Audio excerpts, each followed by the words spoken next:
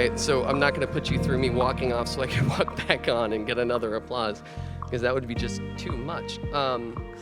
But I have a lot of words tonight, as many of the board members and people who know me well can attest to.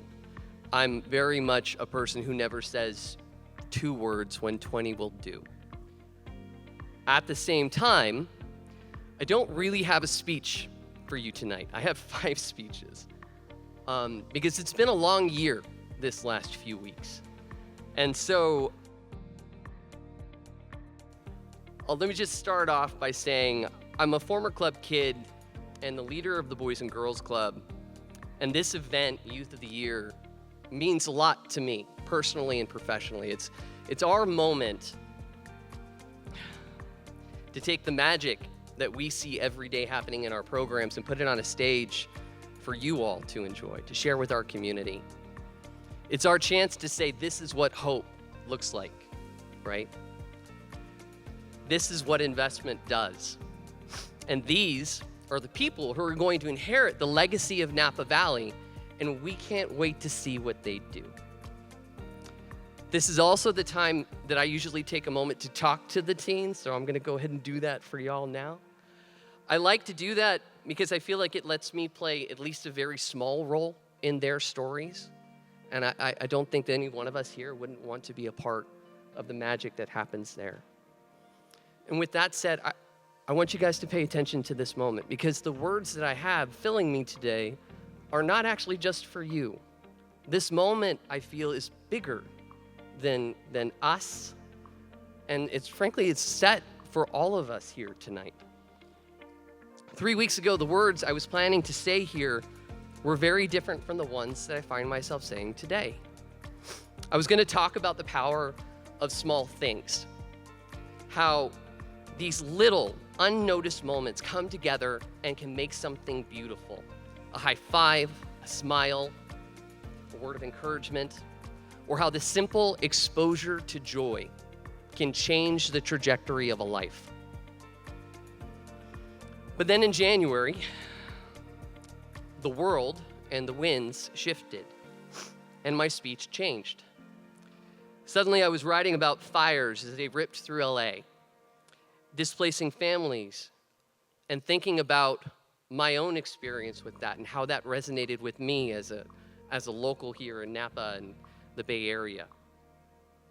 I remember after the Tubbs fire, getting calls from staff. One in particular, Mariana, she was outside the Napa clubhouse and she calls me and she says, Greg, I wasn't with this club at that time, I was up Valley. She says, Greg, our families are here. What do I do? What do I do? They're scared, how do I help?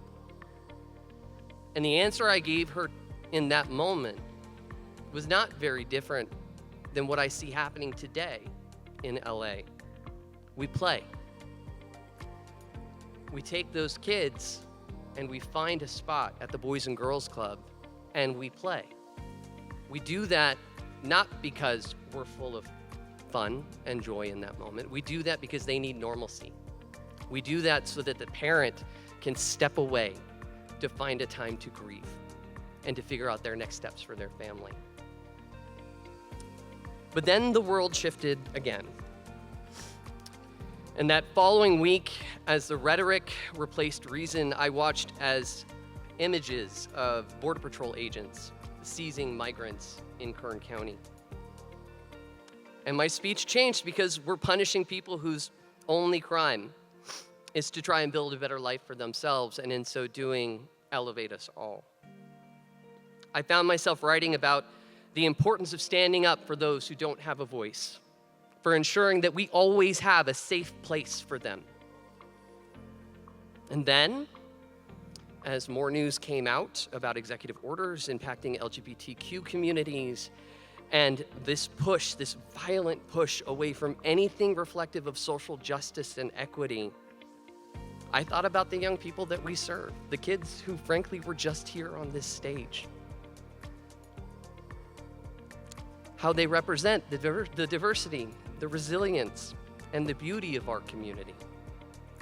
And I found myself writing about the necessity of creating safe spaces for them, where every child, regardless of their gender, identity, or background, feels safe, valued, and seen.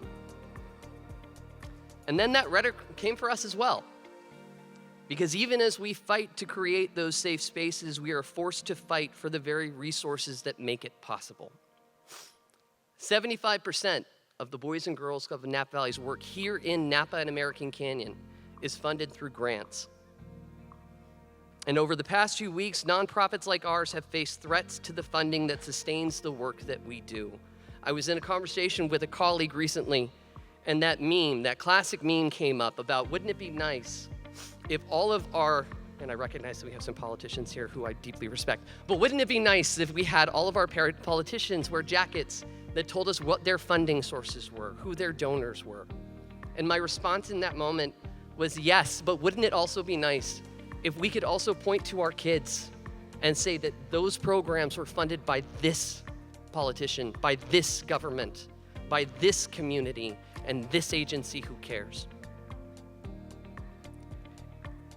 This work of meeting kids where they are and ensuring that every child has a safe place where they feel like they belong is not just about those who need us most. It's about strengthening the fabric of this entire community. Because when we fail our kids, we fail to invest in our future. But more than that, when we fail our families in this moment, we fail to invest in our present. And so I come to you tonight with 5 speeches and far too many words. And I have to hope that the words that I've shared with you tonight are a strong enough a foundation to give you this promise. The Boys and Girls Club will not retreat in the face of hardship. We will not compromise our mission, and we will not let the weight of this moment diminish our commitment to inclusion, empathy, and joy. So long as we are here, we will meet kids where they are. We will embrace them for who they are, and we will do so without apology, no matter who may cry foul. We are here not because this work is easy. We're here because we care. We're here because success doesn't look like walls or locks or insults or bullies. It looks like belonging. It looks like community. It's kids walking down the street knowing that they belong, that they're part of something in which they are seen and cared for. And we're here because when the world feels like it's unraveling, we must be the ones to weave it back together with hope, with compassion, and with love. I recognize that in this moment, division is louder than dialogue, and it's way easier to spread fear than it is to spread kindness. Please choose compassion,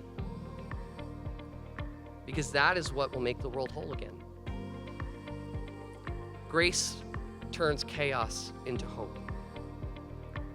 And so I came to you tonight with too many words, but I hope that they spoke to you, because we're committed to them. And I thank you so much for making time for joining us here tonight.